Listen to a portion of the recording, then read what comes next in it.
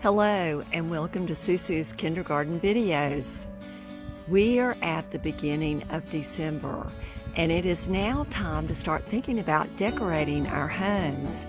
And I always make a large Christmas wreath for our outside building, and I thought you might be interested in the material that you can use to incorporate into wreaths. And really, you only have to go no further than your front yard.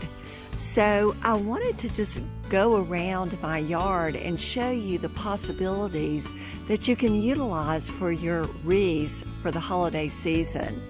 Right here is an American holly, and you can see the beautiful red berries that are on the branches. And this just makes a wonderful addition to your wreaths because they have the red berries on them. And I've used this holly in my wreaths for many, many years. And the red just really adds that color element to the whole live wreath. Now you can see that they have spines on the leaves, which makes this a little bit difficult to work with, so you really should put on gloves before you handle the holly. But this American holly tree was not planted by anyone. The seeds were deposited here maybe by a bird, and it grew up, and it's many years old. I've been here for at least 30-40 years, and it's been here the whole time, so it's quite old, and the berries really are heavy on it every year. So this is one item that you can utilize in a live wreath if you'd like to make one for the holidays. And let's just keep going around the yard and I'll show you some other things that you can incorporate. Here is an American boxwood that's on our property, and this is probably approaching 50 years old. It was a very small bush whenever we moved out here, and the American boxwood is a very traditional shrub. You think of colonial times when you think of boxwoods, and they have just traditionally been utilized in Christmas wreaths for very many years. And you really can't beat the texture and dark green color of the boxwood. And you can see here that it has a nice branching habit, and it lays very well in a Christmas wreath. The good thing also about boxwood is they are deer resistant. The deer do not touch this shrub. I've never noticed any browsing on this shrub from the deer. So it's an excellent use of material for your wreaths. So if you have a boxwood on your property, this is a great material to use in the wreaths.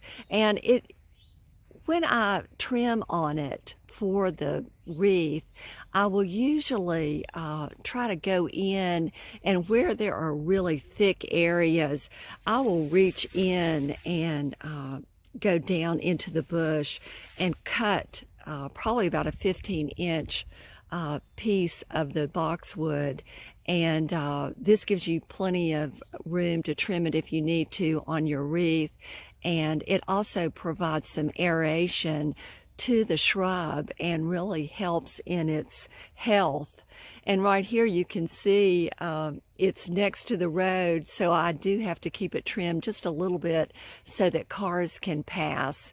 So while you're choosing your material for your wreath, think about the pruning and what you're actually doing to the plant. So you want to aid in its health, so be careful in how you take your cuttings. Now here we have a Chamaecyparis, And I know that's a mouthful, but it's a Chamaecyparis. And if you have one of these in your yard, this is just a marvelous texture to add to your Christmas wreaths. And it has a dark green color on the inside of the leaf here, and then it fades just a little bit to a lighter green. And if you've got a wreath that is going to be hung on your front door or somewhere where people are really going to see it, you may want to choose this because it really provides a very interesting texture and look, and it's a little bit different than what you would ordinarily see on a Christmas wreath. But Chamaecyparis, awesome shrub, not only for Christmas wreaths, but for planting in your landscape. Here we have another holly that looks completely different than the American holly I shared with you earlier. This is Helleri Holly. That is the name of the cultivar. And this shrub, honestly, is one of the biggest Helleri hollies I've ever seen. It is really quite large and really needs to be trimmed at least every other year. So I will save my trimming for when I'm making my Christmas wreath, and will utilize this foliage in the wreath. And it has a completely different texture than the American holly, and it doesn't have the spines on the leaves that are hard to handle. And this also gives you some volume because of the way it branches, and it's kind of stiff, so it allows your lights to be woven in to the wreath if you are using lights on your wreath. Here we have a massive white pine that really provides a completely different texture to your wreath than some of the other foliages we've looked at. This provides a very airy, open look to your wreath, and I just love this texture, and it's also very soft. Now it does dry out, so I would cut it fresh and then get it into your wreath as soon as you can. It will hold up though the entire time of December, so you don't really have to worry too much about that. But I would pick it fresh and then place it in your wreath as soon as you can, and hopefully it will hold its shape. But it really does add an airy texture to the Christmas wreath. Here we have Nandina, and you can see the berries that are on this, that if you don't have a holly, this is a good substitution to use Nandina. And even if you want to use the foliage, I think the foliage has a very nice fanned flat texture that looks really nice in a Christmas wreath. So if you have Nandinas in your yard, consider these and the berries.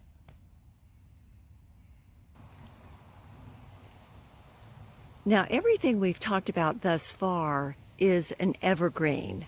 And if you remember, an evergreen holds its needles or leaves throughout the winter and all season. So if you really want to kind of get outside of the box of using evergreens, you can also look in your perennial garden. And here we have ornamental grasses that really can add a different element to your wreaths that you don't ordinarily see. They have the plumes, which are always on the grasses this time of the year, and really carry you through the winter time and make a great nesting spot for birds and animals throughout the winter. But you can also take some for your Christmas wreath. And when I use the ornamental grasses, and this happens to be Maiden Grass, I will put it along the back side of the wreath and incorporate some throughout in the middle of the wreath. And the plumes have a tendency to fall apart at some point. And if you wanted to, you can spray them with hairspray, and that keeps them from shedding their seeds. So if you want to do something just a little bit different, consider some of your herbaceous perennials that you have in your yard, and they will really switch it up just a little bit. And even if you don't use them for your Christmas wreath, if you wanted to do a fall wreath, the grasses, of course, are absolutely perfect. So I've shown you just a few samples of what you can utilize in your Christmas wreaths if you want to make your own instead of purchasing store-bought. And truly, you just have to go into your front yard, your backyard, maybe even your neighbor's yard if they have a tree or shrub that would be appropriate for your Christmas wreath, and just do it yourself. Make your own, because it really is fun, and you're really utilizing the plant material that you have in your own yard, which makes it all the sweeter to be able to do. So the next thing I'm going to share with you is what I'm creating this year for my Christmas wreath.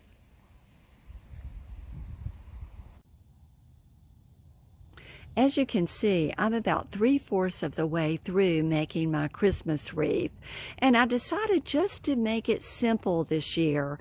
I wanted it to be quick and easy, and also very traditional. So what I chose to utilize in the wreath are just two types of plants from the shrubs and ornamental items that I've shared with you earlier.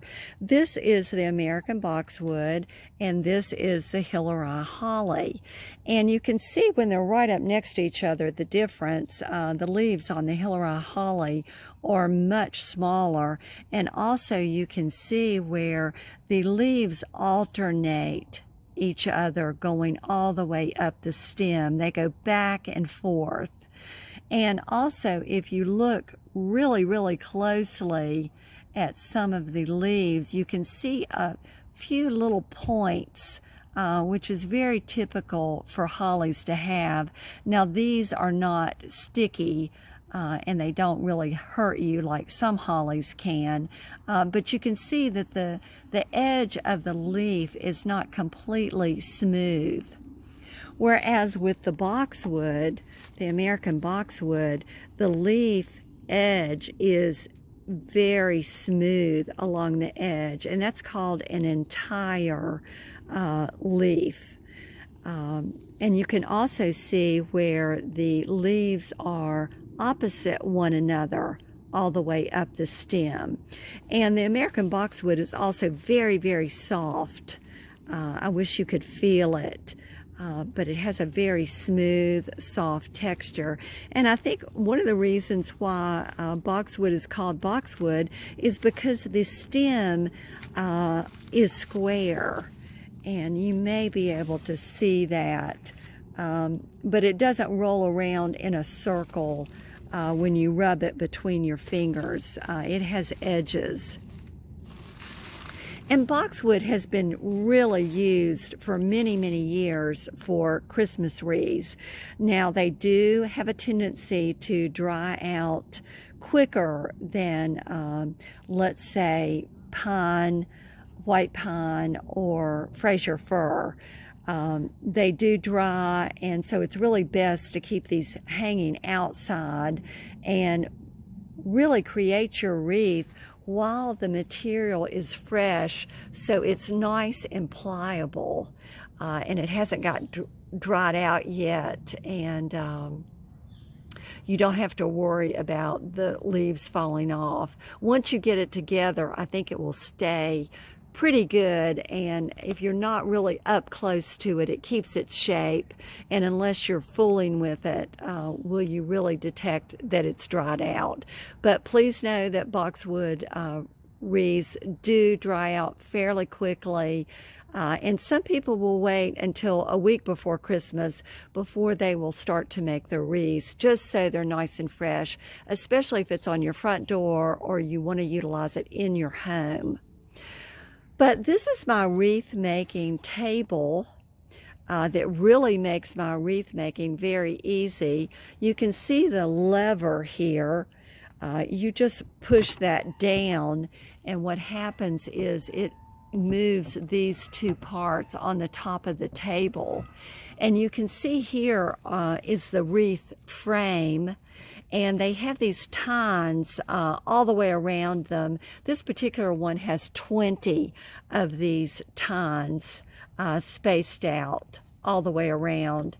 And what you do is basically just create a miniature arrangement in your hand with the elements that you're using, and then you place that in between the tines so that you're completing your circle, and then you push down the lever and close it. And you can see right here where I closed the one previous to this one. And it just clamps it down and creates a clasp, basically, that prevents the foliage from coming out. So I will have this finished here shortly, and then I'm ready to add the lights.